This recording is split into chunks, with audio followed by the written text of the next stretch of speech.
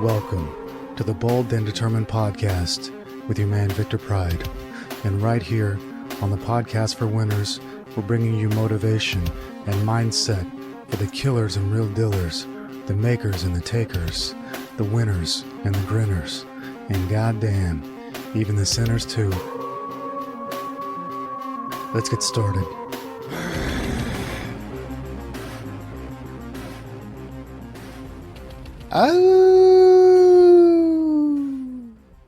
Stan asked us at the end of the last episode, he says, how can a man become truly free in this world? Physically, mentally, and financially. How can a man feel content and in bliss no matter where he is, whether he is in a palace or a prison cell? Ooh, that's a real great question. And this question is at the heart of everything that B&D stands for. And actually the answer to every question like this is always the same. The answer is to become who you are frees you in this world. When you're not who you are supposed to be, it means you're being somebody else. And why would you be somebody else? Because you are a slave to desire. You are a slave to the majority and what the majority says you must do. It is only the man that stands alone that is free, physically, mentally, and financially. Everybody who does what they are told to do is never free. They never enjoy true freedom. Never physically, because if you do what you're told to do, then you work a job 40 hours a week until you die. That's not freedom. If you do what you're told to do, then you don't have control of your own mind. And in fact, most people are under a form of mind control. And yes, I do mean this quite literally. Mind control, which comes from your television, your internet, smartphone devices, your advertising. These things mold you to become a consumer. They don't mold you to become a free thinker. So, the great many people in this world are enslaved in a prison of the mind that they can't get out of because they don't know that they're in it. When you know that you're in it, you can see it for what it is, and you can break free from it, because all you have to do in this regard is turn off the television, put the magazine down, put the smartphone down, and that's it. How can you be free financially? Well, you'll never be free financially if you listen to the system. The system says, go to college, go into debt to pay for college, go get a job so you can pay off your debt, and then work that job until you die. That never leads to financial freedom. That is financial slavery. If you want to be financially free, you must be an entrepreneur. Being an entrepreneur means you must go your own way. You must do your own thing and be your own man. You must be who you are, not who they tell you to be. And that is the essence of freedom, my friends. Do everything the exact opposite of what they tell you to do. If you do everything the opposite of what they tell you, you will gain physical freedom, mental freedom, and financial freedom. If you do what they say, they are the shepherds and you are the sheep. If you do what they say, you're going to stay in your pen. You're going to stay in your feedlot. You're going to stay in your system of control. But all you have to do is break free, is make the switch in your mind to say, no thanks, I'm good with that. I'm going to do my thing. And that's it. And of course, you want to remember to always be detached from the outcomes. If you're too emotionally invested in outcomes, you're never going to be free, are you? If you're always having a good reaction to this thing and a bad reaction to that thing, then you're never free. You're always at the mercy of outside events. So what you don't want to be is at the mercy of outside events. You don't want to be at the mercy of any events whatsoever. If you want to stay in bliss and stay centered, then be detached. That's what it is. You can care about things. You can fight for things. But what you can't be is emotionally attached and emotionally invested, because it clouds judgment, and when the judgment is clouded, you're not free, are you? Graham says, Victor, I will keep saying it until it is not true. These podcasts get literally better and better each time. I look forward to Thursdays all week for you to drop some truth bombs on all of us. I greatly appreciate your work. If I could see one thing from you in the next few months, it would be monk mode. I view it as a natural continuation of 30 days of discipline. Please make this happen. I am still going strong on No Self-Abuse November, which looks like it is now on its final day at the time of this writing. I will be continuing this as long as I can. Every day I feel completely in flow, and I'm doing such deep and focused work. I don't know how I did that all before. For those that have made it this far, this is just the beginning. Specifically with abstaining from self-abuse, the healing process of your mind and body is just now starting. 30 days was the initiation that your being is making changes. The real changes will continue to come over the course of a year and beyond, etc. He goes on to say, when is caffeine use appropriate? I love the taste of coffee and tea, and I love the Red Supplements coffee line. Now, regarding caffeine and when it is appropriate, it shouldn't be done every day. If you're going to do it every day, it's going to become an addiction. It's going to become not good for you. If you want to have caffeine every now and again, that's perfectly fine. If you are suffering from constipation, so people on the carnivore diet, if you eat too much cheese, you will become constipated. And if you want to relieve constipation, coffee can help. If you want to have a better workout, coffee can help. If you want to enjoy coffee here and there, that's perfectly fine. When you're drinking it once a day or even twice, 3, 4, or 5 times a day, that's when it's too much and it's not good for you. But every now and again, perfectly fine. He says, when will Red Focus be available again? Okay, we are working on the Red Focus 2.0 ingredients version. When we have that perfectly in place, we will release Red Focus 2.0. I can't give you a date at this exact time, but just know we are working on it. He goes on to say, I've noticed that you have become more zen over the years. Do you think this is a natural thing that happens when you make it? The earlier Vic was vicious. I feel like you have kept the intensity, and it is in a different form that is more directed and deliberate rather than charging into your work and putting a shotgun down the throat of your objective. Don't get me wrong, your stuff is the best it has ever been right now. It's just a difference I've noticed. How does one keep the intensity as they progressively and steadily make it? Do you need to keep yourself just from the goal to induce a hunger for accomplishment? How does the masculine intensity change? I have noticed that other content creators I follow seem to have lost that edge that initially defined them, but you have not lost it. I would appreciate an elaboration on this. There's a couple things that happen actually when you find success. When you find great success, you lose the edge because you're scared to make any changes. When you actually start making money, you're so scared that it's going to go away that you don't want to do anything new. You become complacent. You become frightened. And that is why a great many content creators, when they make it big, they lose that edge that initially made them big in the first place. Another reason is that many of these guys go and they get married. And when men get married, they lose that edge. It's a biological fact that your testosterone is lowered when you get married. You will notice some of your friends, when they get married, they seem to get shorter. They seem to have less confidence. They walk with more of a hunch. So those are a couple traps that I have avoided. I have not gotten married. And actually, there was a time when I was desperately frightened of losing it all and didn't want to change, and I was scared to do anything. These days, I just don't give a good goddamn. If we're being honest, I don't care if I make money or if I make no money. I've been at both ends of the spectrum. I've made no money and I've made a lot of money, and I could live on either one. So my focus now, I want to bring the message to you, and that's what I care about. Of course, I love making money. Who doesn't love money? But more important to me is the message, because, I hate to keep harping on this same issue. But when I'm in the United States and when I look around, man, I don't like what I see. I want to make a change in this world. And to make a change in this world, you have to be the change in this world. And if you are constantly focused on only making money, but not helping other people, that kills your soul, that kills a society. So for me, my biggest focus now is to see other people get on the right path, because I'm sick of the degeneracy and the stupidity and the promiscuity that I see in my very own society. So I want to make a change right there. If I make 10 million or if I make $10, doesn't matter. I'm going to do what I'm going to do. Michael asks, what was your biggest change you experienced within yourself during November? The biggest change is finding bliss. And I keep saying it because it's true. When you eat only one meal a day, and when you eat only meat and you don't eat the sugar, you become so centered in yourself that the outside influences are no bother.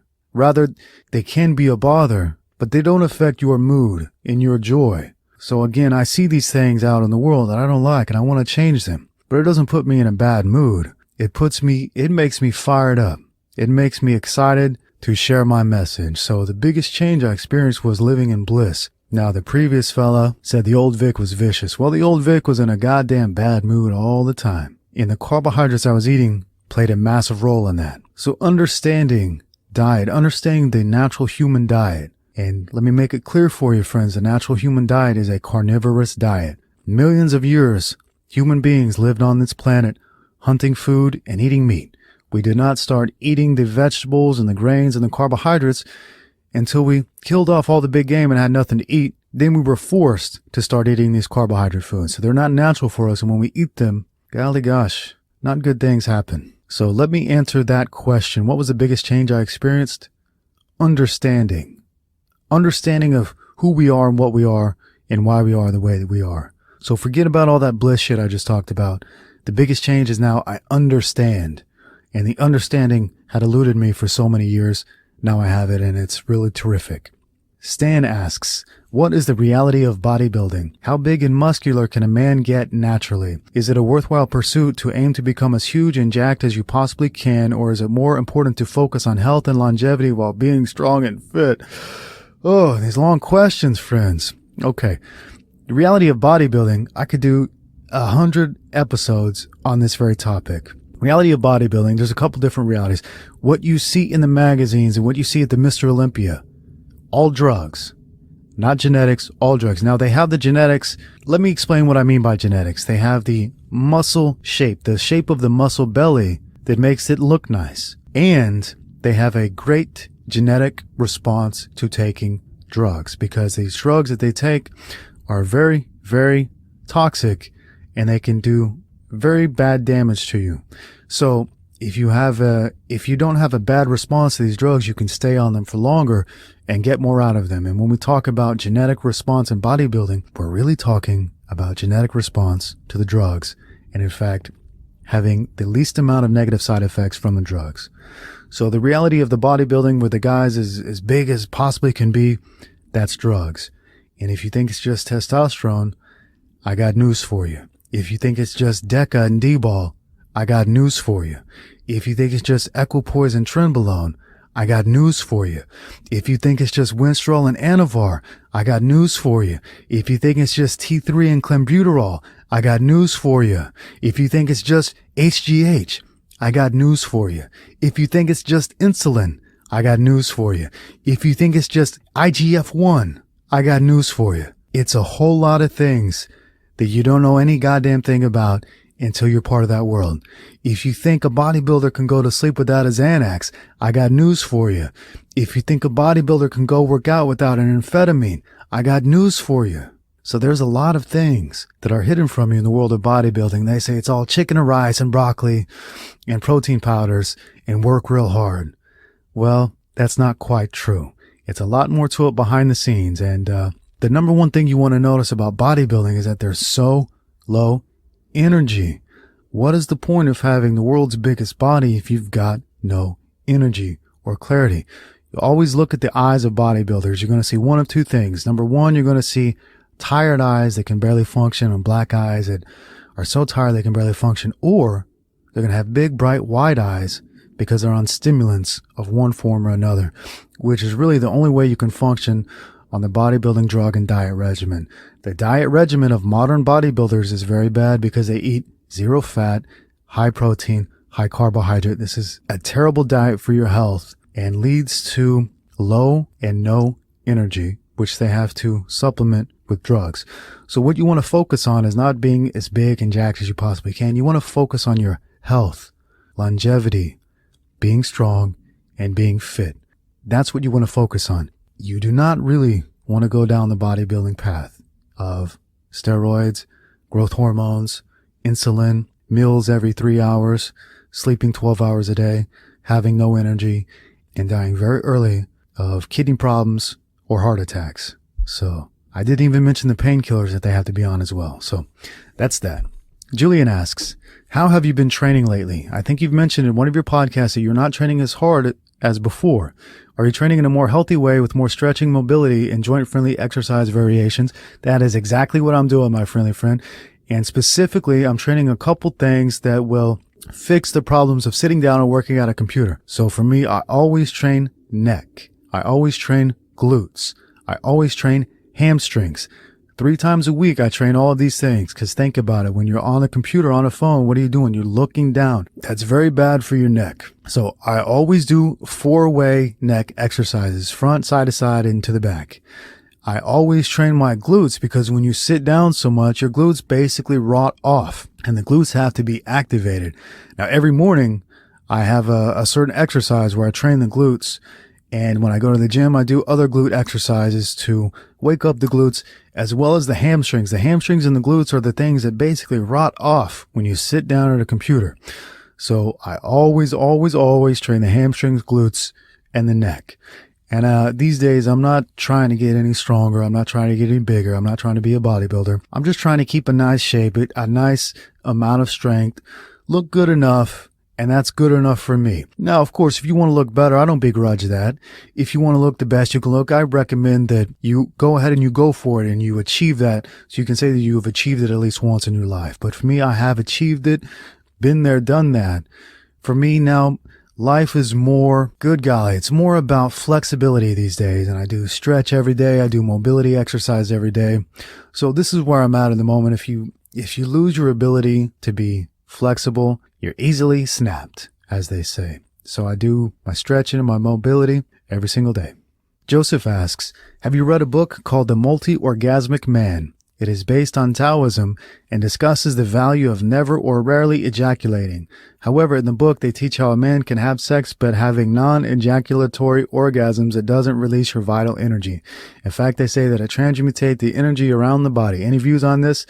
No, I haven't read the book. It's not something that interests me. And I'll probably read it in the future, but it seems a bit homosexual trying to have a whole bunch of non-ejaculation orgasms. It seems, good golly, what is the word that I'm looking for here? It seems homo. That's what it is. Jack asks, hey Vic, do you have any idea how to completely recover from PTSD, post-traumatic stress disorder? He says, I had a cold and went to the gym, which led to myocarditis. After my heart recovered, I noticed I was in constant fight or flight mode. I was unable to talk to people, depressed, and isolated myself. And 3 months ago, a therapist diagnosed him with PTSD. He says he doesn't take any medicine, barely drinks, quit porn, quit smoking weed. He eats a balanced and clean diet made of chicken, beef, pure fruit juice, oats, rice, pasta. He doesn't eat fast food, pork, or milk products, or products made of sugar. And he doesn't use supplements. He feels like his chest is blocked and he cannot breathe properly. He's depressed, in a bad mood, and he's only 19. Okay.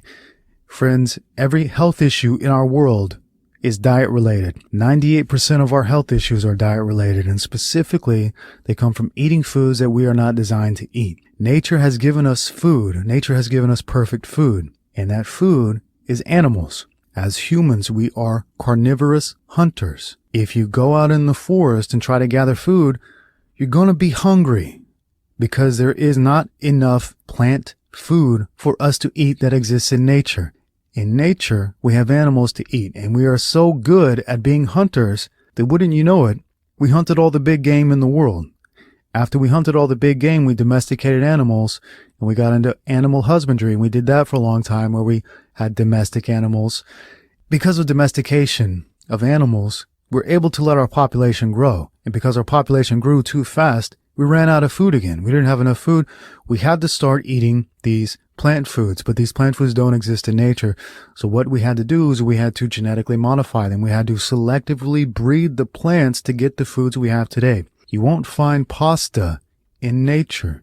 You won't find oatmeal in nature. You won't find fruit juice in nature. You won't find rice in nature. What is difficult to understand is that these are man-made foods. They're not natural foods. This goes against our programming, but it is the reality. And when you eat foods that you are not designed to eat, it's the same as eating poison. So when you're eating the plant foods, the carbohydrate foods, and remember that all carbohydrates are sugar.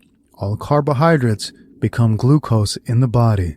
So whether you call it oatmeal, or you call it fruit juice, or you call it pasta, or you call it rice, your body calls it glucose. It's sugar. When you eat sugar, bad things happen to you. You get problems with your heart, problems with your other organs, problems with anxiety.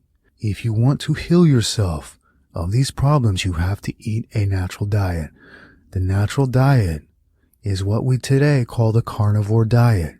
Meat and animal products, those are the natural foods for people. If you want to heal yourself, stop eating food you are not meant to eat, which is the carbohydrates, plant foods, sugar, and eat the foods that you are designed to eat. Do this for 30 days. Come back and leave me a comment and let me know how it went. I can predict how it went right now. Everything got better. RH asks, this is a serious question. How to get rid of B&D addiction? Or, in other words, how can a young reader learn cool stuff from you without losing himself and becoming a Victor Pride wannabe? Well, the way that you learn things is by learning from somebody who already knows. The way that young folks, young men and young women learn things is through a mentor who has been there and done that. Now, to get rid of the B&D addiction would be to get rid of the learning experience and try to figure things out for yourself. You can figure things out for yourself, but it takes a lot longer than learning from somebody who's already been there and done that. So it's not important to get rid of the B&D addiction because it's an addiction to learning and to achieving self-mastery and self-knowledge. And everybody should aim for these goals. And it doesn't matter if I'm the teacher or if somebody else is the teacher, but you have to learn from somebody who knows. So how do you learn cool stuff without losing yourself and becoming a Victor Pride wannabe? It takes time. Like I said in one of the recent articles, everybody starts off as a copycat, and then when they learn the basics, then they can become an original. But there's no possible way you can become original at the very beginning, because at the beginning, you learn the basics. How do you learn the basics? By learning from somebody who's teaching you the basics, aka by copying. It is after you have understood the fundamental aspects of life and nature and success that you can internalize them, then use them towards your own goals. In the meantime, don't worry about it. Just learn, and in time, you will be who you need to be. And in regards to learning, the formula for success is always the same, regardless of who the teacher is. Learn the lessons, apply them, go your own way and do your own thing. And on the return, always teach the lessons to the younger generation. Leo asks, Hi Vic, I'm 21 and every friend I once had is either partying in college, selling drugs, or flexing drug money on social media. Needless to say, these guys have little to no respect for me because I quit all of the drugs and refuse to live a degenerate life thanks to B&D. Where should I look for social interaction? I'm a web developer, so I want to look into hobbies like hunting, fishing, and outdoor skills. And also Dan asks, what is your opinion on hunting for meat such as deer and bucks? Okay. I love the idea of hunting, and it's going to give you the best food you could eat. The best food you could eat today is going to be wild animals such as deer, elk, these things. So this is a great idea. I would encourage all of the readers of B&D to look into hunting because our farmed meat is good. Wild meat is better. If you want excellent health, you've got to do what we were born to do. And we are born hunters. We're not born computer clickers, keyboard clickers. We're not born to be hunched over computers programming stuff. We're born to be out in the wild finding our food. So these are great hobbies that I encourage all men to try and develop. And in fact, if you are a hunter, a fisherman, anything like this, I want you to go ahead and leave a comment and let people know how they can get involved because you can't go hunting by yourself. Somebody has to teach you. You don't just go get a gun and go into the forest and find a deer. It doesn't work like that. You don't know how to dress a deer. You don't know how to hunt a deer. You don't know how to find a goddamn deer. So it's important to learn from people who already know. And I would suggest anybody who is a hunter or a fisherman, let us know how we can all get involved. And I myself would actually love to get involved in hunting as well. Brad asks, Vic, I've been looking forward to Thursdays every week. Your content really has been the best I've ever seen lately. Even though we live in the darkest and most degenerate time in human history, as of late, I have felt hopeful and positive energy from your podcast. The trap is for us to be nihilistic and to keep to ourselves. Americans are so nihilistic lately. Maybe we have reason to be. This is not so prevalent amongst Mexicans and Chinamen that I have seen in the U.S. Can you talk more about this nihilism that is so prevalent in American society? I think avoiding it at all costs is very important because the end result of all this nihilism is just to say fuck it, do drugs, have random sex, and masturbate. Well, my friends, I believe that's exactly what they want you to do. They want you to be nihilistic. They want you to say fuck it, escape into drugs and random sex and masturbation and alcohol. And the reason I say they want you to do this is because that's how the system is designed. That is how our media, our advertising, our smartphones, this is how our world is designed. If you look at the popular songs of today, the popular movies of today, they don't give you a message of hope for the future. They want you to descend. They don't want you to ascend. And me personally, because I don't involve myself in any of this stuff, I can see it for what it is. And I'm here to show you to get out of that virtual reality and to live in the real world. In the real world, life is great. Life is beautiful. This stuff doesn't exist in the real world.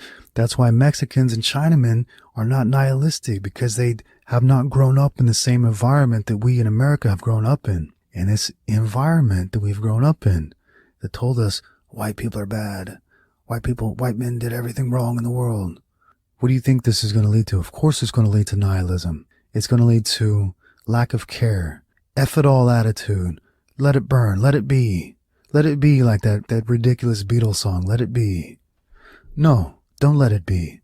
Do something. Be something. Be the change you wish to see. Because if you don't do it, nobody else will. You have to be the role model of the change you wish to see. If you are not willing to do it, if you don't do it and just wish for other people to do it, it won't happen. You can wish for things in one hand and you can take a shit in the other hand and see which one fills up faster. So if you wish for it but do nothing, all you're going to end up with is a pile of shit. Robert V asks, love your podcast. It gets better and better each week. I have some advice to ask for a tricky situation. Like yourself, I found myself drawn to Thailand, a country that I've lived on and off in for the last 3 years. I met a nice girl there. However, I developed one-itis pretty quick, and 3 years later, we are still in a relationship. There are many good aspects to being with a Thai woman, as I'm sure you probably know. Unfortunately, though, I feel like I'm missing out on something because she is not fluent in English and I am not fluent in Thai. To complicate matters, my girl is now pregnant. I want to take care of my child, but everyone keeps telling me my life is over, particularly my friends who don't ever want kids, which makes it hard to feel happy about this news. Furthermore, people online frequently scoff and look down on Thai for long relationships because you can't really talk deeply or intellectually with these women. They seem to be more feminine and concerned with their traditional feminine roles instead of caring about politics and philosophy and stuff like that. Can this situation ever work out? I know you advise having a child with a woman of the same race, but that's not an option for me now. Am I screwed to a life of misery by staying with a Thai woman? Does my child have any hope for a good future? What would your advice be? To be a man, stay with my woman, and be there for my kid? Ooh, there's a lot to take in there, my friend. My official advice is this. Go back in time. Don't get her pregnant, because it's it goes against the laws of nature to have an interracial child. In nature, people stick to their own. Lions stick with lions. Hyenas stick with hyenas. Water buffalo stick with water buffalo. They do not mix. So that's my official advice. However, things are what they are and we have to deal with them. So no, you don't want to leave your kid behind because your kid is a part of you, even if it's, only half you. If you're white and you have a child with a white woman, your kid is 100% you, 100% like you. If you're white and you have a kid with an Asian woman, your kid is 50% you, but it's still 50% you and you have to be there for it. That's just the way it is. You are responsible for the life you bring into this world. Now, is your life over because you're having a kid? This is what retarded, faggot, degenerate people say. Modern people who don't have kids, who don't want kids, and who sterilize themselves and have random sex, always with a condom, with a birth control, and then die miserable, and usually they develop multiple STDs before they do it. So we don't have to listen to these modern degenerate faggots because they don't know what they're talking about. Bringing life into this world is a beautiful thing, and even though you made a mistake by having a halfy child, you're still bringing life into this world, and it's a beautiful thing. So be thankful for that. Be thankful that you have somebody who is actually a female and who is not trying to wrestle you for dominance in the relationship. So there are many things you can be thankful for. Did you make some mistakes? Sure you did. Learn from them and move on. Appreciate what you have in this world, because if you don't appreciate what you have in this world, guess what happens? Never going to be happy. Like the people who are telling you that your life is over. Those people don't appreciate life. You know what those people are? Those people are evil. Do you know what evil means? Evil is the opposite of life. It's the exact opposite. Look at the word live. L-I-V-E. What do you get when you spell live backwards? Evil. So evil is the opposite of life. So just don't listen to evil people. Listen to people only who are pro-life. And that's it. Steve asks, Victor, you mentioned grilling your steak and eating it outdoors. Do you use charcoal to grill? And do you believe charcoal usage has negative long-term effects? I use a propane grill at the moment. When I'm out camping, I use charcoal or even wood that I find myself. So it's probably not the best to use propane, but it is what I use. I recommend use whatever you have access to and then figure out what works for you. Jacob asks, hi, Jacob here, in my 50s post-divorce and trying to build myself up again. All your points on modern women life are very much on point. Thanks for your work. Number 1, how do we deal with autoimmune issues? Autoimmune issues rise from not eating the correct food for your body. And all humans have a species-specific diet. The diet does not change with race or with blood type or with anything like this. Human beings are designed to eat the same thing, which is meat. When we don't eat the foods we are designed to eat, we get all kinds of issues. If you want to heal yourself, this is what you do. Strictly follow the carnivore diet like your ancestors did for millions of years. Our ancestors a million years ago weren't dying of cancer, weren't dying of diabetes, weren't dying of kidney failure. They didn't have autoimmune issues. They didn't have PTSD. They didn't have ADD because they were eating natural food. If you want to be healthy, you have to eat natural food. If you put food in your body that is not meant to be in your body, guess what happens? All kinds of health issues, mental and physical. He says, do you ever feel cold and depressed during winter? And how does one resolve this? I myself have never felt cold and depressed during winter. I've always felt great during winter. And I really have never even understood SAD, which is seasonal asshole disorder. I don't know what it stands for. Seasonal pussy disorder. Where, it's, you know what I see every day in America? People every day in America, they say to me, this weather is making me feel so bad. This weather's making me feel sick. And I'm thinking, what is wrong with you? Of course, I know exactly what's wrong with them. I see the food they eat and I put two and two together. I myself feel fantastic in the cold. And in winter, I love the winter. Now, again, you've got to understand that I lived in the jungle for a good 8 years or so, 7 years. And I was always hot and miserable in that climate. So I thrive in a colder climate. Now, if you are having problems in the cold climate, look at your vitamin D3. And you're going to get vitamin D3 from a couple of ways, from your meat, from the sun, and from supplementation. So if you are having problems in the winter, again, I urge you, follow the natural human diet. Make sure you're getting enough vitamin D3. Alex asks, how long does it take for good content to rank high in Google and begin driving traffic to your site? About 24 hours. Good content will rank in Google very, very quickly. Now, what most people consider good content is usually not good content.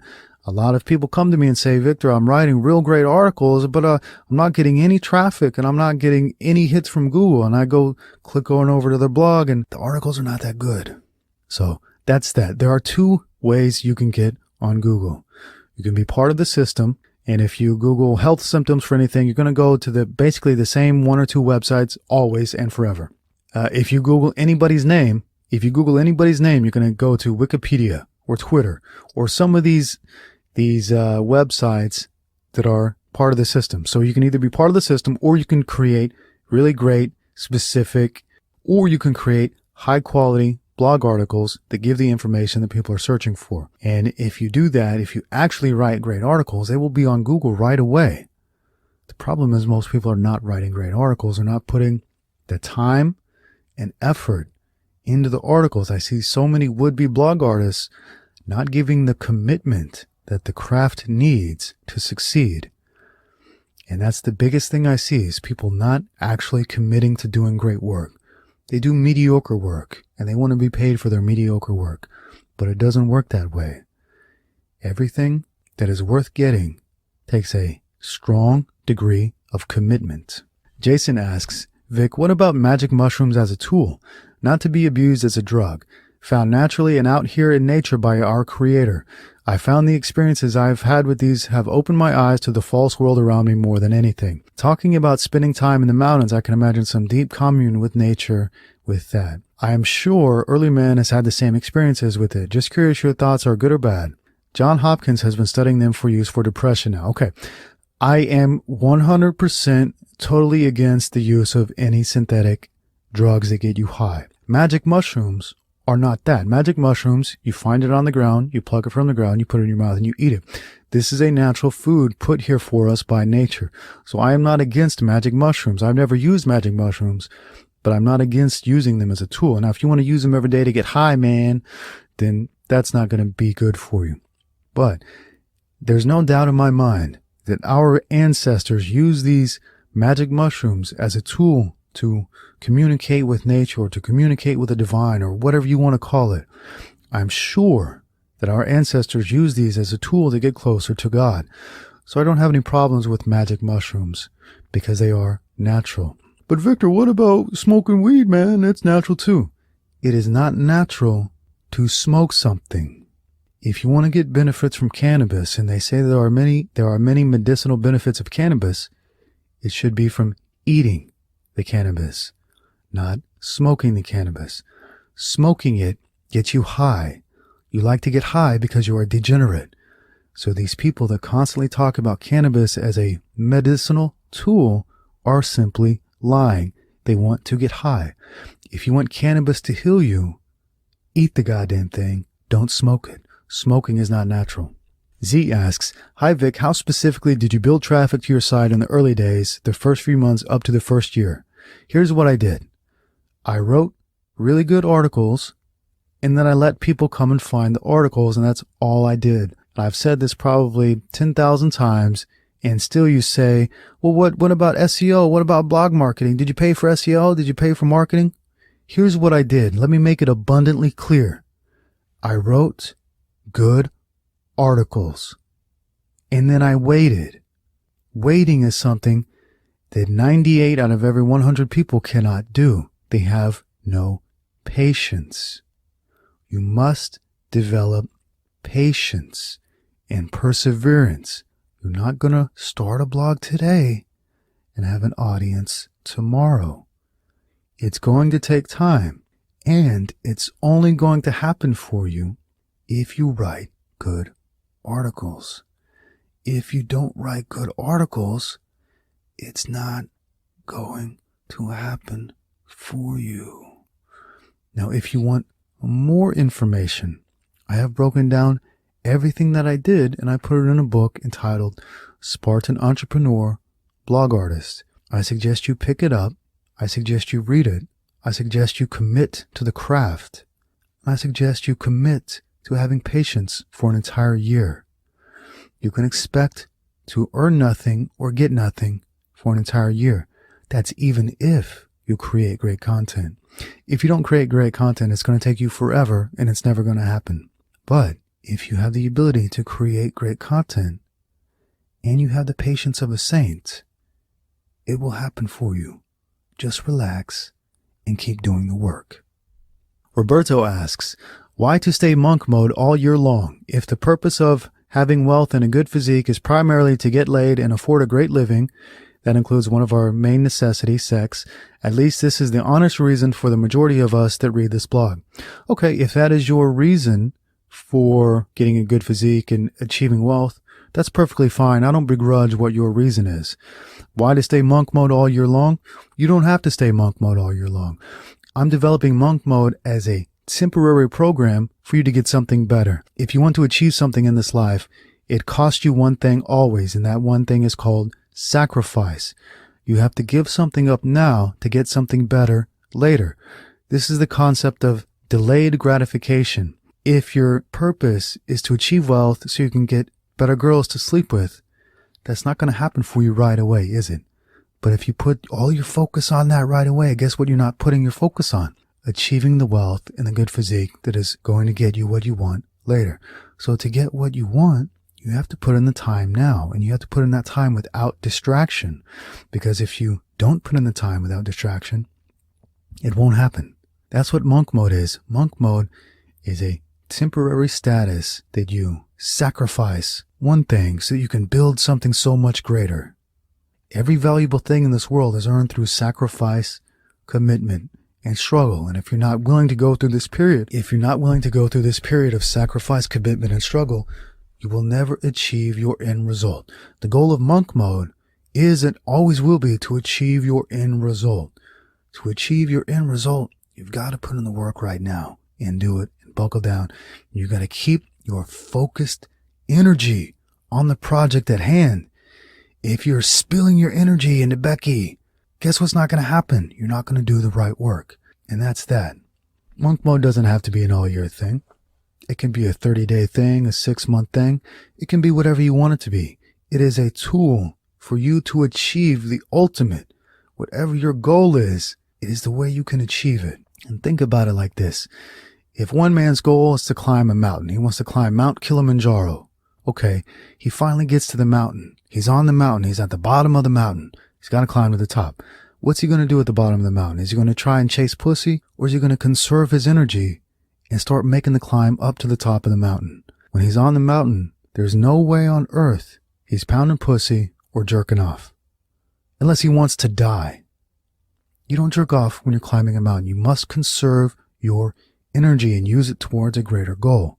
When you get to the top, all that sacrifice of not jerking off and not having sex, then you see why you did it. When you achieve the ultimate, you see why you sacrificed and struggled. It makes it all worthwhile. And in fact, it never would have happened if you had never gone through the sacrifice in the first place. All great things in this life come from a sacrifice. That sacrifice doesn't have to be all year long for all your life.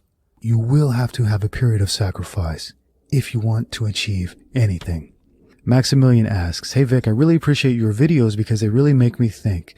However, after studying the red pill, I have come to realize that a man's sexual market value peaks around 35 to 40 years old. Therefore, until then, it seems advisable for a man to have less committed relationships with women in order to enjoy emotional and sexual connection without any kind of commitment." You are never going to have any kind of connection with women without commitment. You don't get anything good without commitment. So what you have actually is emptiness.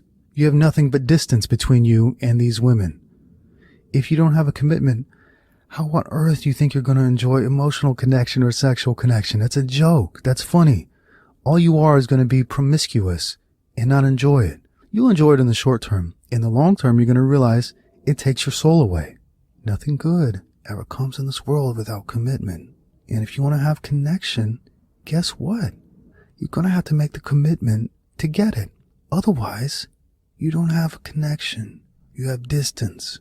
He says, "Also, if you have sex and you abstain from ejaculation, I find that it leaves you feeling strong and motivated to go out and attack. Therefore, I'm quite confused by your long-term monk mode unless to get a woman pregnant. You can still build sexual energy while having sex as long as you abstain from ejaculation and circulate your energy." All this is true, but you must understand that to really build emotional connection and to really build the sexual energy, it must be done with your wife. And I'm not talking about a government-inspired marriage or a government contract. I'm talking about you and another young lady having a solid connection, and it's just you two. If you're fucking Becky one day, and then Cindy the next day, and then Denise the next day, and then Erica the next day, and then Frederica the next day, and then Georgina the next day, and then Harriet the next day, and then Irina the next day, and then Jackie the next day, and then Kelly the next day, and then Luis the next day, and then Mary the next day, and then Nurse Betty the following day. You're never going to have this divine union. And that's what marriage is. It's a divine union between the two opposites, the male and the female.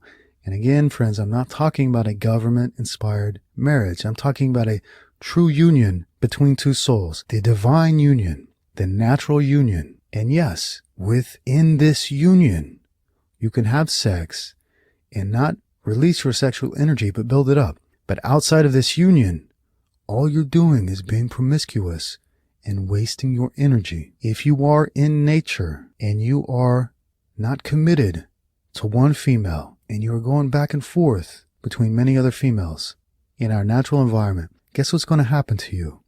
Your throat is going to get slit by the other villagers, because the natural way is for one man and one woman to pair up and build something together. Promiscuity doesn't exist in nature. In nature, men do not share. And that's what you're talking about by being with different women, is sharing with other men.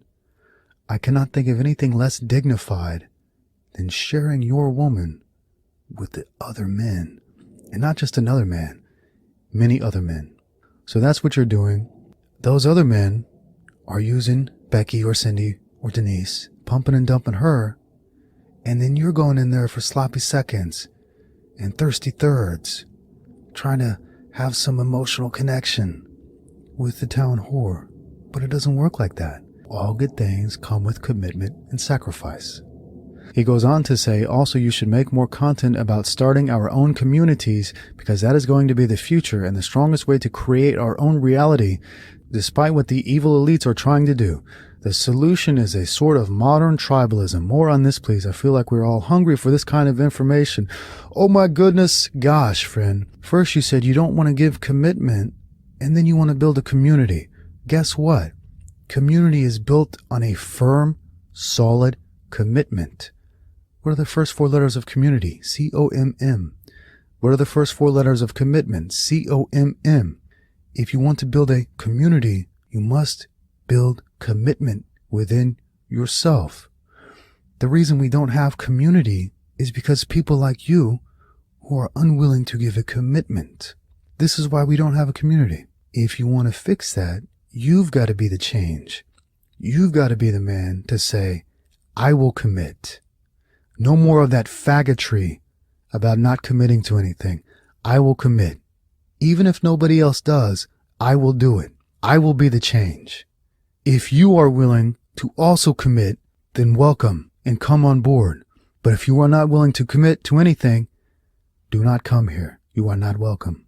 If we want modern tribalism, there can be no promiscuity. It doesn't happen in nature. If you are running into Ooga Booga's tent after Mr. Booga leaves for the day to go hunting, and he comes back and he finds out what you did, guess what's going to happen?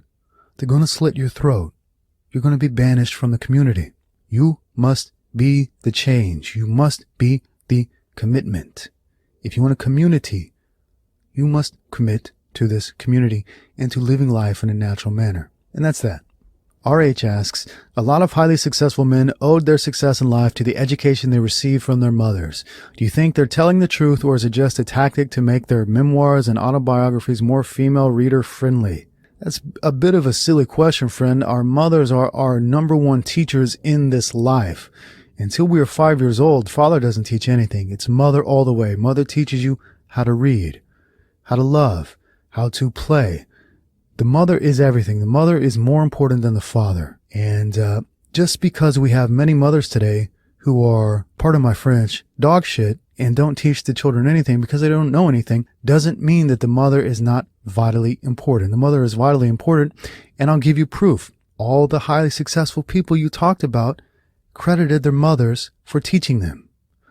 So it's very clear and very obvious the important and vital role that a great mother plays in your success in life. That's why it's so vitally important that we maintain families and that we maintain femininity in the females, because a female who wants to act like a man and go have a career like a man and get all the accolades of a man, guess what she can't be? She cannot be a mother. Mothers are the most important thing in this world.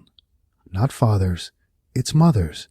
And a great mother can prepare you to be a great success in this life, and a bad mother can lead you to jail or prison. So, are they lying about the education they received from their mothers? No, of course not. They're being absolutely honest. And that's why it's so important that we don't let our females get involved in feminism, which kills the feminine. It kills the feminine, and in turn kills the society. We all live on this same earth. We call it Mother Earth.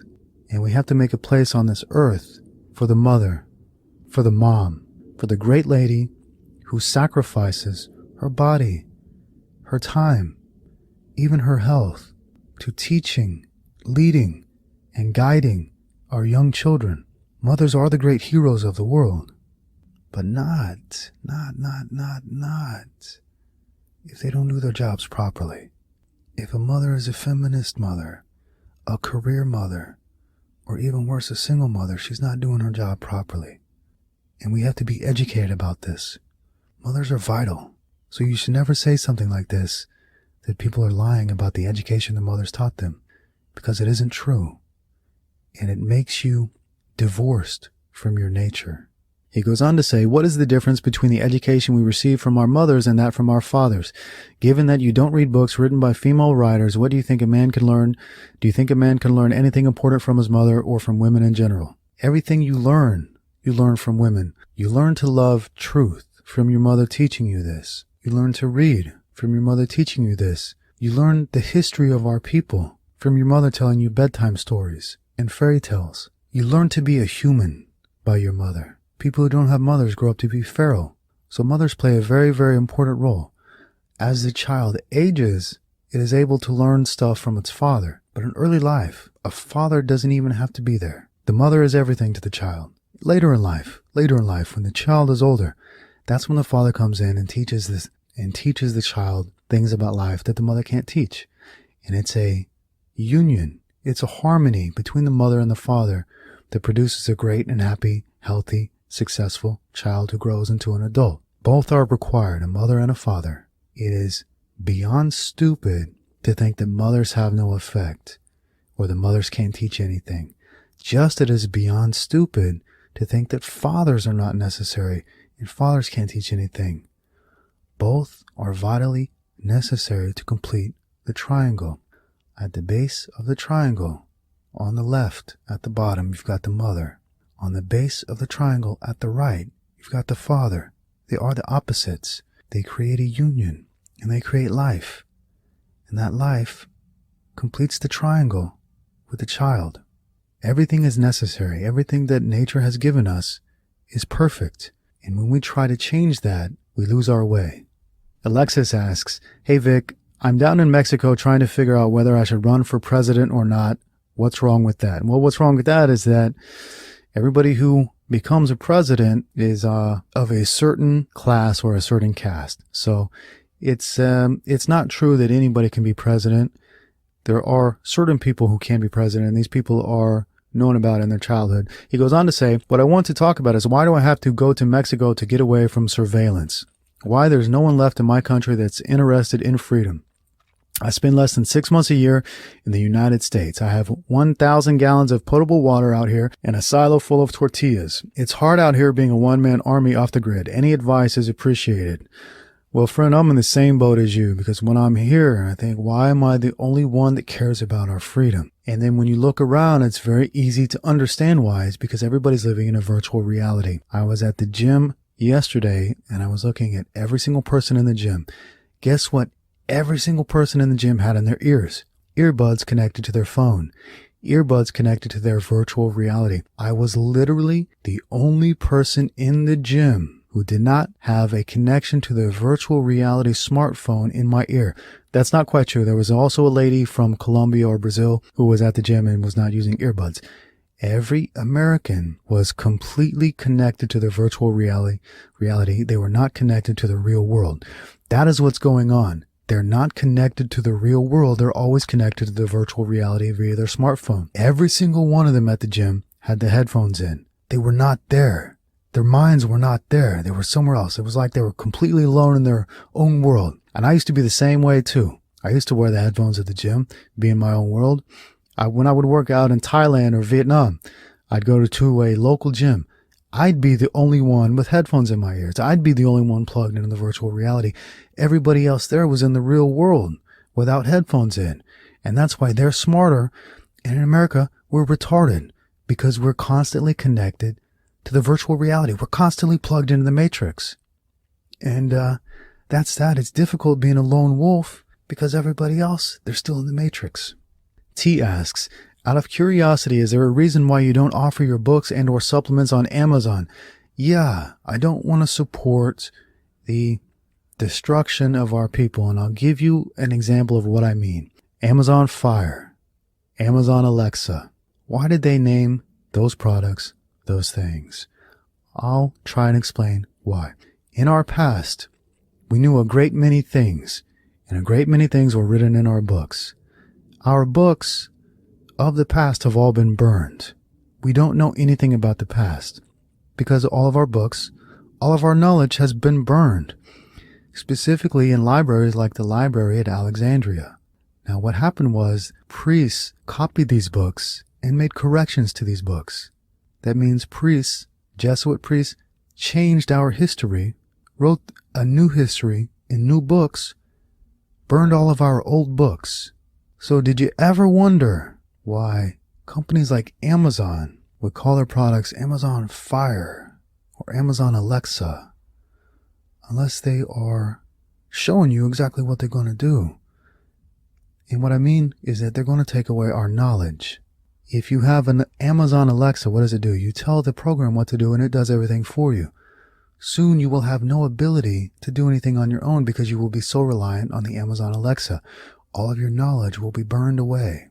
Now, did you find it strange that the Amazon Alexa sounds a lot like Alexandria? Did you find it strange that the Kindle Fire is called the Kindle Fire? So one thing that's going on is these companies are burning up our knowledge by getting us reliant on their technology, their virtual reality, so they can burn up our knowledge. Joseph asks, will you make a natural anti-anxiety cortisol lowering supplement in the future? Probably we will not, but I will tell you how you can naturally lower your anxiety and cortisol.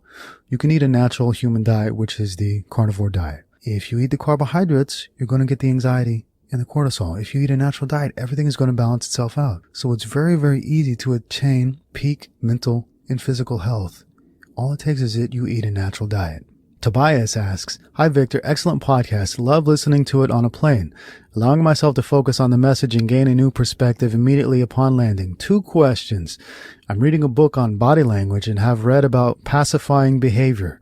I have noticed that I do a lot of it in social situations, especially around new people. For example, I will frequently adjust my hair, shirt, scratch my arm, hold on to things. I've also noticed a relative of mine has a very extreme case of this and can't sit still at all, like a little kid with ADHD. It's very annoying. How can I be more calm physically in social situations? My friends, you want to achieve a calm, cool, and collected demeanor? Eat a natural diet. That's the number one thing you can do to calm yourself. The big reason people are not calm today is because we're not eating saturated fat or cholesterol. These are the things, these are the vital nutrients that calm us and center us. If you're not eating the food your body needs, if you're not getting the vitamins and the nutrients your body needs, of course you're going to be scratching everything like you're a drug addict. Of course you're not going to be able to sit still because you are not calm. If you want to be calm, add more saturated fat into your diet. He also says, after a former friend of mine stabbed me in the back in a business deal, I've realized that he has multiple personality disorder. I've known the guy for years and didn't see it coming. After you mentioned psychopaths having thin lips, I noticed that he has a thin upper lip.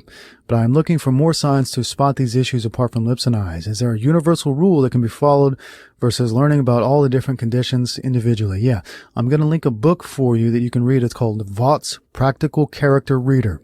That is an old book on phrenology, which is a study of the skull. And the idea behind this is that all of your inner traits will form somewhere on the outside of your body. And this is true. We can see the ugliness of a person on the inside by looking at the ugliness on them on the outside. So I'll link this book for you, and it's got pictures for you so you can see who to trust and who not to trust. And a kind of person you don't want to trust is a person with a real wide head. So there's one tip for you. The Orthodox asks, Vic, could you shed light on your aesthetic approach to your blog? Color schemes, artwork, choice of photos, etc. The only thing I can say in this manner is that I go by instinct. If something looks good, I use it. If something doesn't look good, I don't use it. And a color scheme is basically white, red, and black. And those are my colors for B&D. I try to model everything around those colors. You've got to choose the colors that represent your work. And I wouldn't recommend using more than 3 or 4. 3 is going to be perfect. 3 completes the triangle.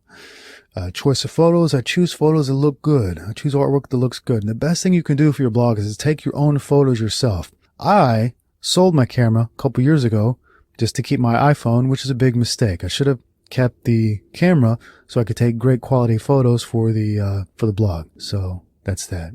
Carl asks, the greats all said masturbation and sex equals a vital loss, which is bad. Totally on board. Newton, Copernicus, Jesus, Sivananda, St. Francis, Confucius, Tesla, etc. In fact, the more I learn, the more I feel these men were totally right. There was only one difference between my beliefs and theirs now. Meat eating. Legendary poet George Bernard Shaw and Emerson and Thoreau and others firmly opposed meat eating, so as did 99% of saints. What gives? Did these men have access to high-quality dairy, fruits, and veggies destroyed by Monsanto-esque farming practices? Is our digestion worse than that of our forefathers? I'm so confused. How could these great men who are so right about basically everything have an opinion that when followed today makes us incredibly sick? Okay, I'm going to go ahead and give you a brief history of vegetarianism and where it started.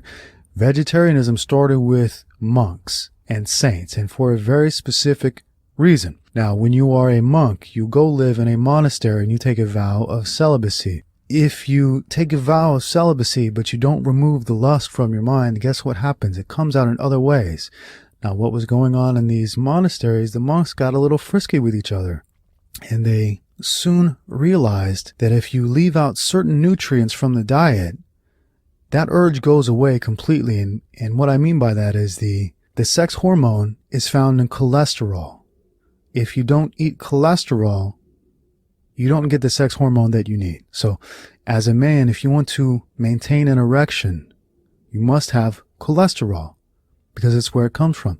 Now, any bodybuilder will know this very clear. When you diet hard for a bodybuilding show, you eat zero fat. And when you diet and eat zero fat, you cannot get an erection. You just can't. So these monks who had taken a vow of celibacy, but maybe had not left it out of their mind, but only out of their body, they fell into naughty practices with each other. They found that when you took out all of the cholesterol from the diet, from the meat, that urge went away for a very specific reason. They can no longer maintain an erection. So that is how vegetarianism got started. It started as a religious movement, not as a health movement. Vegetarianism has never been better for your health. It never will be better for your health. What it is helpful for is killing your boner. And Dr. Kellogg wrote about this 100 years ago. Kellogg is the man who basically invented breakfast cereal, and he invented breakfast cereal to get young men to stop masturbating. Because he said, don't eat meat, eat this instead, you won't masturbate anymore. That's true. What he forgot to mention is you won't get a goddamn boner in the first place. So, vegetarianism started as a way to decrease the sex drive and the sex desire and the sex ability, because these sex hormones are found in the cholesterol. You must have cholesterol to maintain your sex hormones. This is why vegans cannot conceive children. They become sterile and infertile. And then when they start eating the saturated fat again, if they want to have a baby, they can. So these foods, the cholesterol, are vitally necessary for your sexual function. But if you're a monk or a saint, you don't want to have a sexual function, so you give it away. And because these early writers spoke about it, it influences the mind of other great men, because other great men also want to transmute that sexual desire into the work. So we've got even smart people like Tesla saying that meat is bad. Even though he'd said himself in his book he did eat meat, he also said the meat is bad and you shouldn't eat it. Well, that's totally wrong. It's totally foolish. But these people become confused about the true nature of why people don't eat meat. Now, I maintain that you must eat meat, A, because that is what all of our ancestors did, but B, you want to maintain your sexual function. You don't want to kill your sexual function. You want to transmute that desire and transmute that sexual function into the great work. You don't want to lose it. Once you lose that sexual desire and that sexual drive and that sexual ability, you lose the ability to do great work. That's why you've never heard of great work coming from monks. Because without its high sex drive, you don't have a drive to do anything else in this world.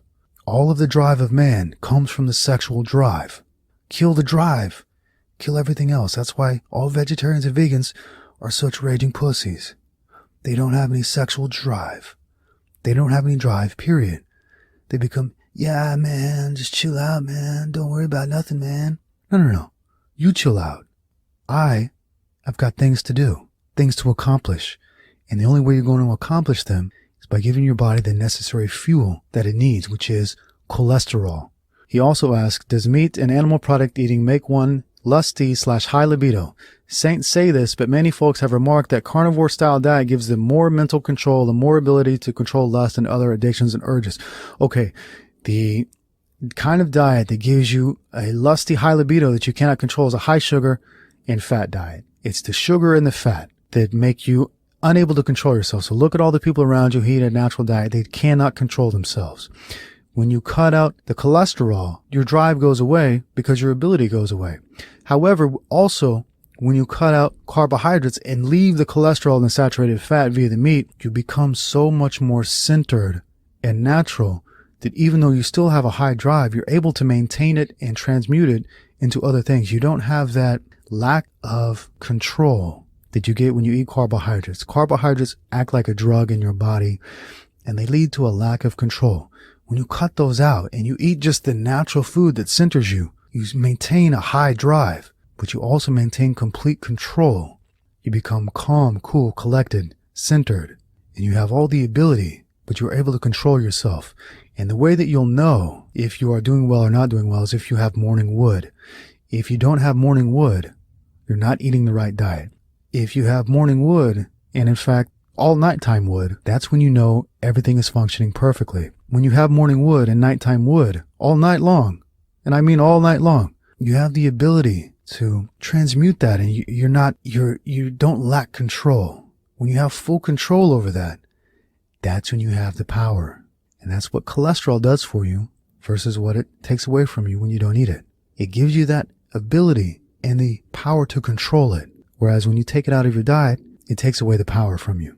He also asks, have you noticed that rich food becomes more and more unappealing as you advance toward the divine life? Too much sugar, too much salt, too much sourness, too much spice make me sick. Yeah, me, I like plain food and plain food only. I do not like rich food whatsoever. I do not like food that has many mixed ingredients. Generally, I like to eat one thing per meal. That's all. For me, a nice fat beef steak with maybe a little Celtic sea salt on it, and maybe not. And that's absolutely perfect for me. The more natural I eat, the more I cannot stand to have multiple ingredients. I just like it natural. He goes on to say, is circumcision pushed by the elites? All baby boys get it in America. It is barbaric, causes psychological damage, and needs to be banned. That is all correct. It is pushed by the elite. It is not a natural thing for people to do. It is barbaric. It causes psychological damage, and it needs to be banned permanently. And if you want to really get upset, find out what they do with the top of the pee-pee when they chop it off. It's not nice. Naranta asks, hey Vic, is it true that they say the greatest success is making women angry at least once in your lifetime? If so, what are the ways we can get maximum out of them, even your mother? No, it's not true that the greatest success is making women angry. The greatest success is being a success. Whether people get angry or happy for you is not really the problem. And in fact, if you want to know the greatest success is uniting people rather than dividing them.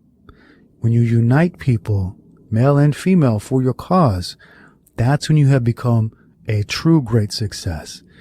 If you alienate half of your species, the women, that's not a great success. You might find monetary success, but you don't find real success in this world when you alienate half the people. That is why feminism will never be a real true success, and that is why MGTOW will never be a true success.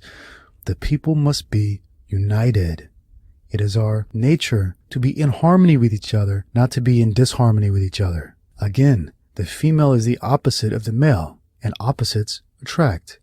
When they're too like, they repel. And that's what's happening in our world, is that the females are becoming more masculine and the males are becoming more feminine. They are repelling each other. The woman must be feminine, the male must be masculine, and they will connect like a magnet. Octavio asks, sex removes your energy, you say, because of the ejaculation. What about having sex without the focus on orgasm, ejaculation? What about having sex for intimacy and pleasure with someone you want to live your life with? That is 100% fine. That's 100% good, healthy, natural. That's the way I recommend that you do have sex. So no problem there. 100% correct. He says, you mentioned in the previous podcast something very interesting, blessing our food. Why is that a good thing? And how do we go about doing that? I was very curious about that. Blessing our food is something all of our people did in the past. It's something very new that we no longer do. When you bless your food, and then you eat the sustenance that you bless, you get a great, wonderful energy in your body. You get a much better vitality, a better energy. The way you bless the food, you look at the food, you imagine all the good things this food is going to do for you. You imagine the sacrifice of the cow that has given you this food, and you give thanks to this cow, you give thanks to whoever, you give thanks to your creator, you give thanks. You never take anything for granted in this world. You appreciate everything you eat, and before you eat it, you give time and thanks to appreciate it. You say, God is great. God is good. Thank you, Lord, for this food. Or something like that. Lupe Bogey asks, Uncle Vic, I know that you function best on no carbs, carnivore, that's clear. But there are people, including me, that cannot afford to eat only grass-fed beef and free-range chicken eggs. So if we are to eat certain carbs, what types of food would you recommend? My guess would be only rice and or potatoes, but maybe it would be a smart move to stay away from vegetables that grow on the ground as they contain starch. Okay. Number one, if you want to achieve maximum health in this world, you've got to cut out the carbs. So that's right away. It's not about me trying to sell you a diet because I don't make money from this diet. If you want to be healthy, you've got to eat a natural diet. And a natural diet is high in saturated fat. So one thing you could look towards doing is adding saturated fat to your meals. Now, if you cannot afford grass-fed beef or free-range eggs, don't buy them. Eat what you can afford. But always aim to eat as healthy as you possibly can. And modern health food, the oatmeal and the rice, is not healthy. Real health food is what our ancestors ate. So concentrate on getting fat. Grass-fed fat if you can, but just get the animal fat. And if you go to a butcher, the butcher will usually cut off the fat from the meat and throw it in the trash. So if you go to a butcher and say, hey, can I just have some of that fat? They'll usually give that to you, and you can take that home, and then you could eat a little bit of meat and a lot of fat, and that can sustain you.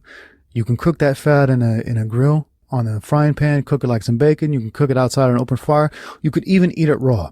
But it's really, really vitally important for your health as a male and as a female and as a human. It is important to get the saturated fat and the cholesterol. So you can get that for free from the butcher. If you are going to eat carbs, what do I recommend? Well, all carbs are exactly the same when you eat them. They all turn to glucose, sugar. So all carbs are exactly the same in that regard. However, some carbs are more toxic than the others. Here's what you want to stay away from. Stay away from soy, wheat, vegetable oil, and all processed food. And if you are going to eat carbs, I would probably, if I was forced to eat carbs, I would eat rice and potatoes. And here's what I would do. I would only eat them at night. I would never ever eat them during the day. That would be my dinner meal. If I was going to eat it today, it would be only meat, or I would simply fast during the day and only eat one meal at night. And I would always, always, always put butter or ghee in my rice and in my potatoes. It is so very important to get the saturated fat in. And you want to also blunt the absorption of the sugars in your body. And you can do that by adding fat to your starch or to your rice. So in your rice, you can go ahead and put some ghee or some butter. And potatoes, definitely put some butter in your potatoes. And if you're going to eat carbs, try and eat carbs just one time per day. And actually, if you eat only one meal a day, and if you have carbs in those meals, you're going to get a lot of the same great benefits from the carnivore diet, because you're going to have something happening to your body during the day called autophagy or autophagy, which basically eats up all the bad cells from your body and renews you and revigorates you every day. So if I were eating carbs, I would eat them only once a day, and I would stick with rice and potatoes. And always, always, always add some butter. Jang Pitan Zhao asks, Hi Victor, the source of all my problems, irritability, constipation, muscle tightness, lack of motivation, is now obvious. I have adrenal fatigue / insufficiency. This is a problem that many have today. How can we fix adrenal insufficiency? Adrenals need vitamin C, vitamins B, etc. But not sure if just eating adrenal is the way to go. Thanks. Okay. The way that you fix adrenal insufficiency is two-part. Number one, cut out coffee, cut out tea, cut out any kind of caffeine or stimulants. And number two, the way that you fix your adrenal insufficiency, cut out sugar from your diet. Specifically, cut out all carbohydrates. Carbohydrates cause fatigue, insufficiency. That is why people are tired today. The myth is that carbohydrates give you energy. The reality is that they take from you. They take. So if you want to fix your adrenal fatigue, your chronic fatigue, your adrenal insufficiency, no caffeine, no carbohydrates, eat meat only. His second question, how does one transition from a vegetarian diet to a meat diet without problems and with the proper digestive ability? Full fat cream gives me stomach aches. Okay.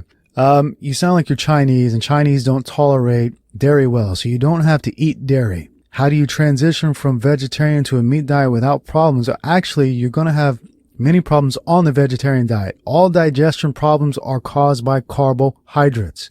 When you eat only meat, you have no digestive problems whatsoever.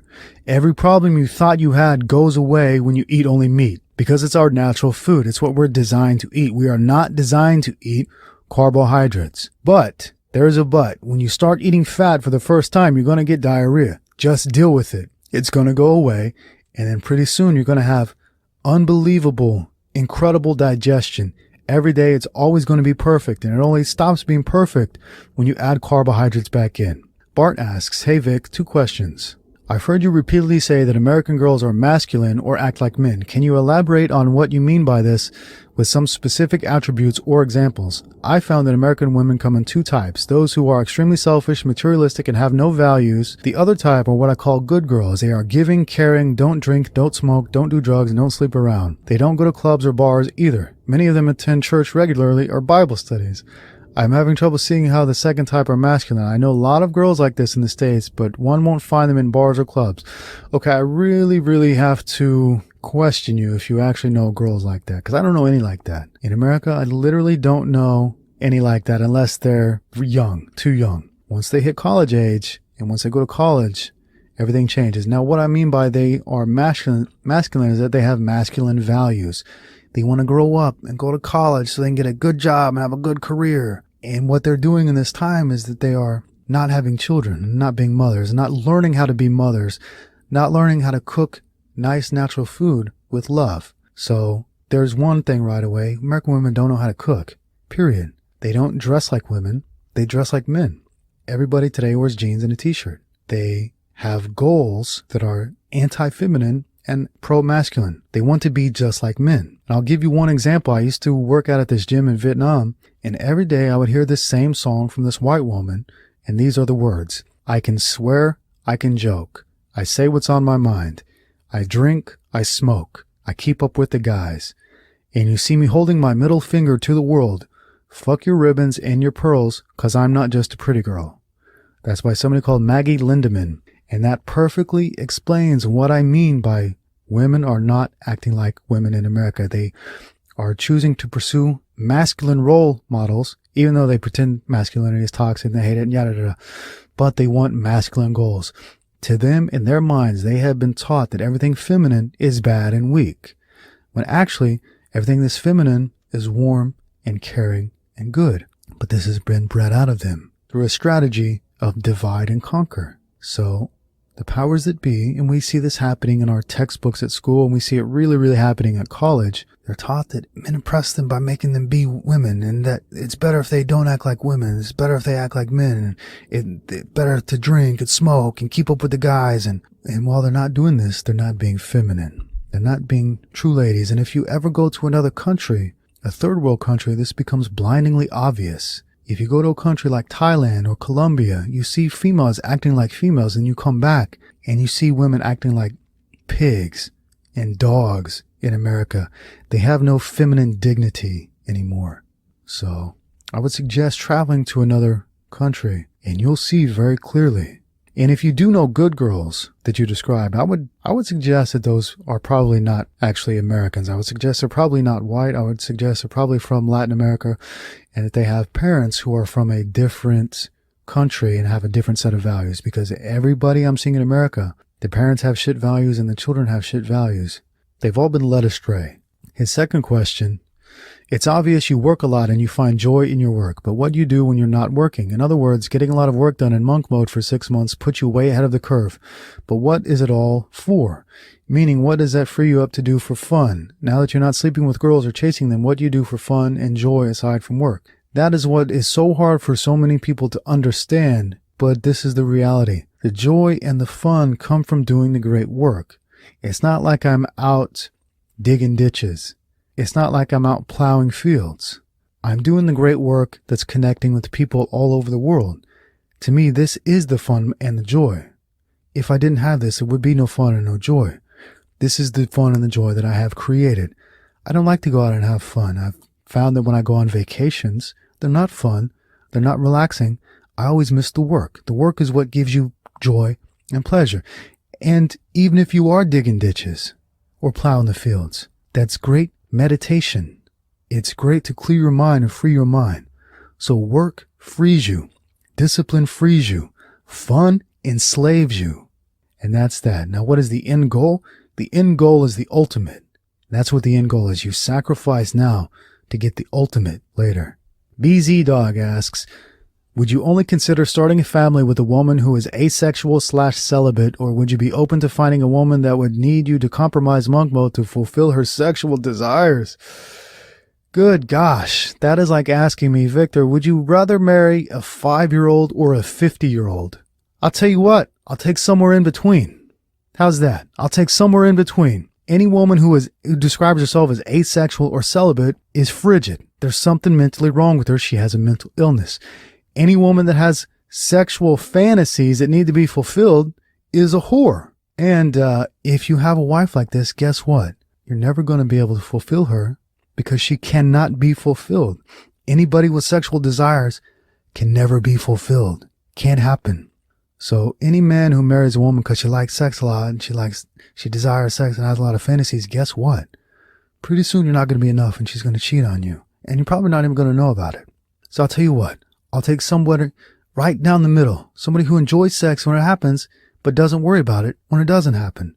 And that's the kind of female you want in your life. A natural, centered female. A good female does not think about sex all the time. She's not thinking about sexual fantasies.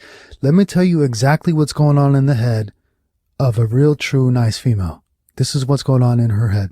La la la la la la la la la. La la la la la la la la la.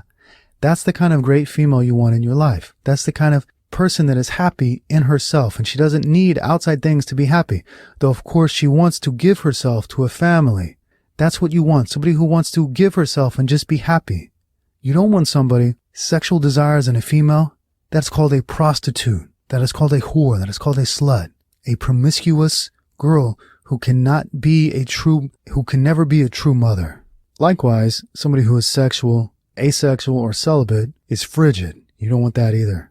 Tim asks, what recommendations do you have for classical music, especially for a newcomer to the genre? Which albums, composers, songs do you typically listen to? Well, I'm also a relative newcomer to the genre. I'm also a relative newcomer to the genre. I like Tchaikovsky, but I listen to the radio. And I listen to the radio because I am a newcomer. I want to be exposed to new sounds that I don't know anything about. Because if you're only looking for Bach, or only looking for Beethoven, or only looking for Mozart, or only looking for Tchaikovsky, then you're not going to find all these other wonderful pieces of music that you would never heard of before. I'm lucky enough that I live in a city that has a nice classical music station, and that's what I listen to all the time. 101.1, where the sun meets the sky. Fred asks, I tried TRT but got bad acne side effects. Which supplements will help with testosterone? Number 1, saturated fat, aka cholesterol. That's your number 1. If you're not eating saturated fat and cholesterol, of course your testosterone is going to be tanked. Number 2, this supplement, only supplement after you have fixed your diet. Fix your diet first. A supplement cannot replace a nutrient. It never can. So fix your nutrition, and then when you want to increase your testosterone, you can look at Red PCT 2.0, which is an anti-estrogen. You can look at the upcoming Red Beast, which is a testosterone booster, and you can look at Red Growth, which is a muscle builder. Fix your diet and then supplement your diet to build the extra testosterone and become the ultimate beast. Anonymous asks, I'm 31 and have been pondering the best way to start a family in the modern age. I'm not stupid enough to give any female even the slightest sliver of control over my life. I've been considering surrogacy as an alternative to the traditional 2-parent model. I recognize this is not viable for poor people, but I've achieved significant success so far, and this is within my budget. I'm entertaining the idea of hiring a nanny to help me out and perhaps even bringing in a long-term girlfriend after the fact to be a sort of mother figure. This way I can avoid giving a woman custody rights or the ability to rob me blind. The cost per child is between $50 and $100K, depending on whether you go to Mexico for your surrogate or stay in the States. Even if you use a Mexican woman to carry the baby to save a few bucks. The other side of the genetics is entirely within your control. When choosing which egg to purchase, you can pick the specific genetics you want out of a book. Aryan, Japanese, Nordic, Ashkenazi Jew, etc. all are options. You can even specify which gender you want, which is an added benefit, as I would strongly prefer sons. I'd love to hear your thoughts on this. It's unfortunate that men need to think defensively these days, but I'm hoping that by the time my sons are reaching maturity, the world will have come to its senses and they won't have to go through the same ordeal. Oh, okay.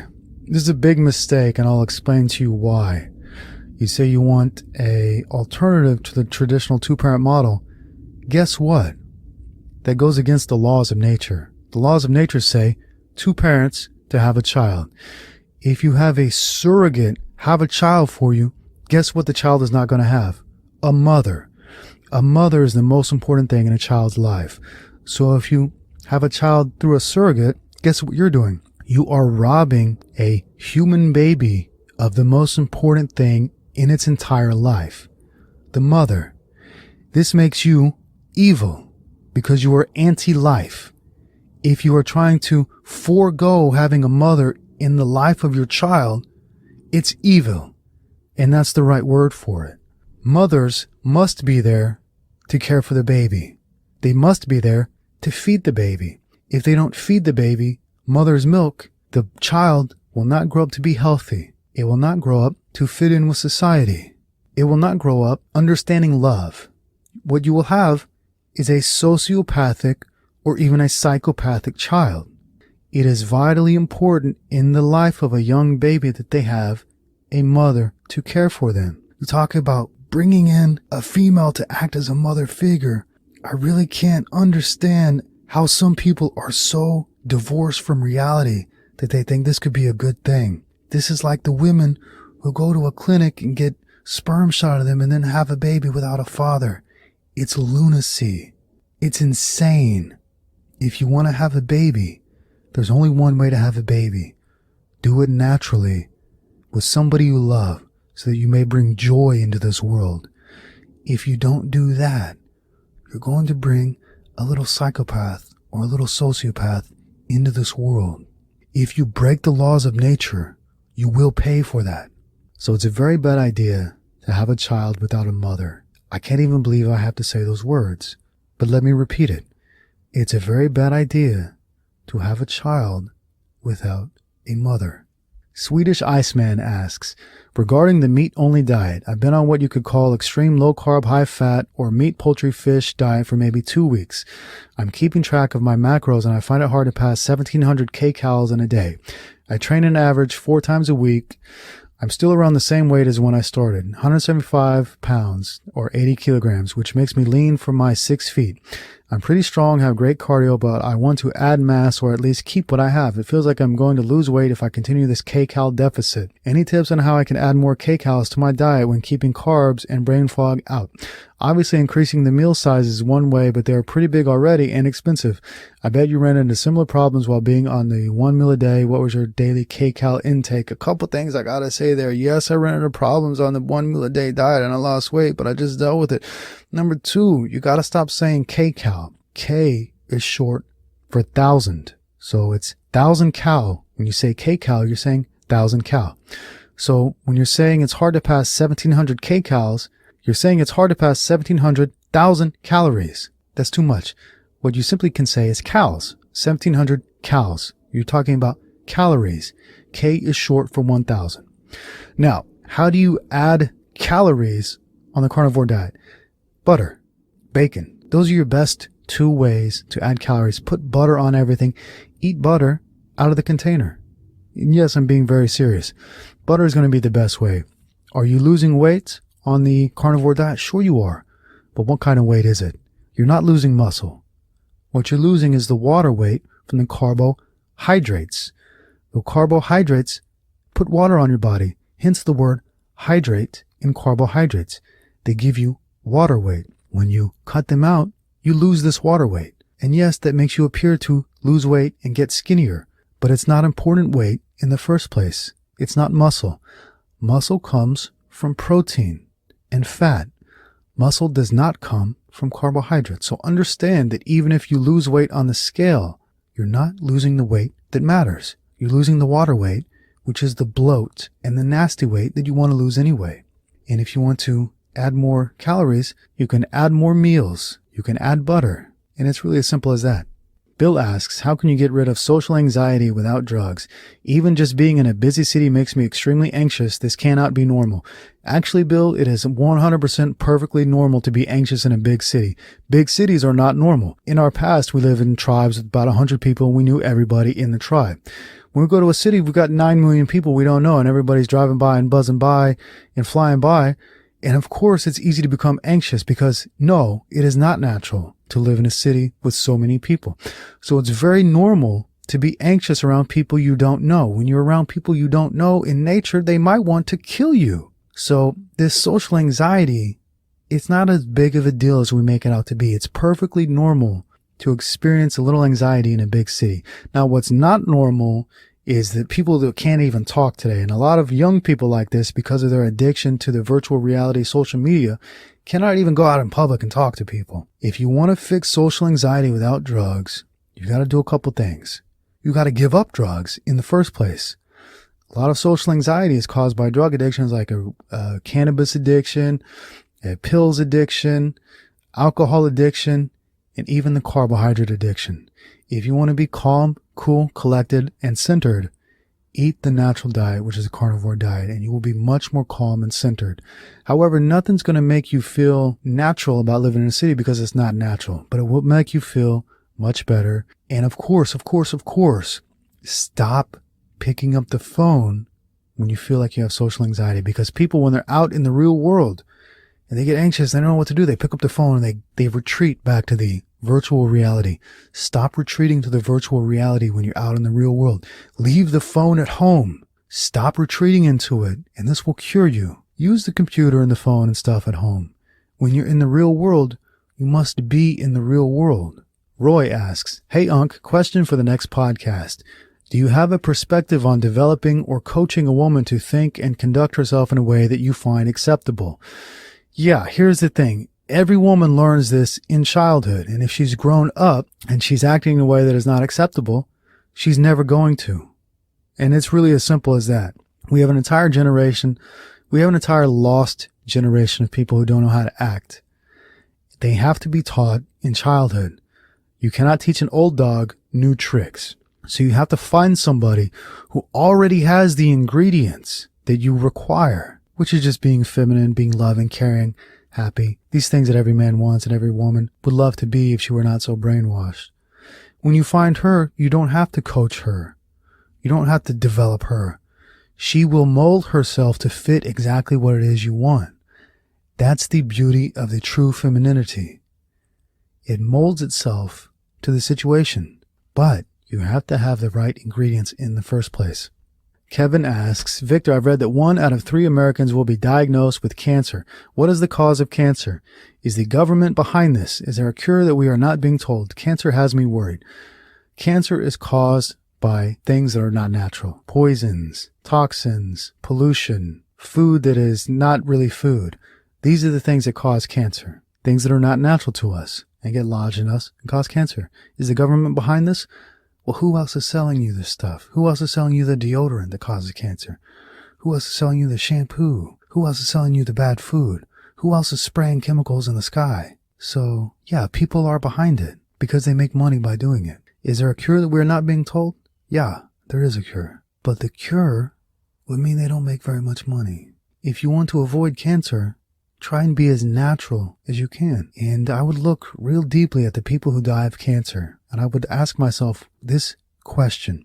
Are they dying of cancer? Or are they dying of cancer treatment? Some bald bastard asks, is there any way to reverse hair loss naturally? Yeah, there is. You gotta have the right vitamins in your body. If you don't have the right vitamins in your body, guess what happens? Hair falls out. This is what vegans experience when they go on a vegan diet. Their hair starts falling out, even the women. Specifically, you want to look at the B vitamins and vitamin B12, which is something you can only get in meat. And there are certain things that can even lead a meat eater to being vitamin B12 deficient. Those things are some anti-nutrients in plants that can cause a vitamin B12 deficiency. And also if you are eating antacid medicine, if you're taking antacid medicine for acid reflux, that can cause you to have a vitamin B12 deficiency. So number one, eat a natural food because you want to get the natural fat-soluble vitamins that are found in the saturated fat and cholesterol of the meat. Get rid of the carbohydrates. And also, I want you to go ahead and I want you to watch my friend Max De Silva on YouTube. He's got a channel. He's bald. He talks about dealing with your hair loss. So I would go ahead and eat a natural diet and then follow the link to Max's page. Ming asks, Vic, how do we prepare for the upcoming economic collapse? I'm not fearing it or anything. I just want to know the real steps we can take. For example, if LA's power gets shut down for 5 hours, there will be riots and looting, etc. Yeah. This is a great question. I love this topic. There are so many things that we're doing today that will make us easy to be killed in this type of situation. Number one, we don't have any type of our own food. We have outsourced all of our food needs to factories and companies.